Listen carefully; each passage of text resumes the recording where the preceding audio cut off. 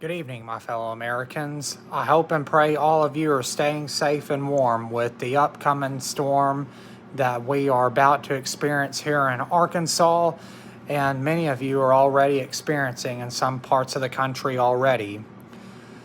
The storm system, last known information I've heard, was moving up from Texas, and it's going to be impacting about 30 states from here in the southern region of the United States to the East Coast up to New England, down New York, New Jersey way, around our nation's capital and beyond.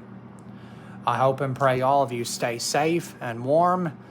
Please be sure that if you do not need to travel anywhere, stay home and make sure to check on your friends and loved ones. Make sure everybody has what they need and do everything in your power to make sure you stay safe.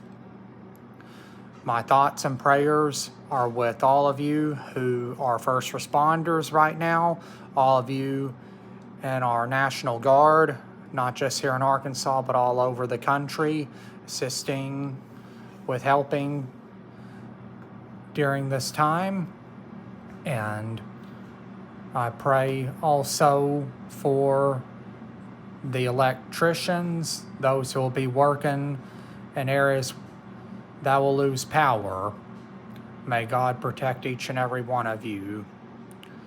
Hope you all have a great time.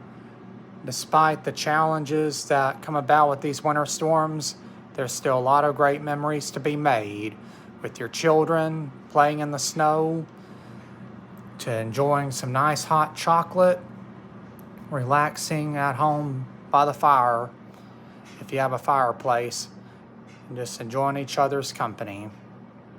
May God bless us and keep us during this time. And for those of you going to the NFB Washington seminar, stay safe and hope you all have a safe time there advocating for all the issues that affect us in the blind community. Have a great one, y'all.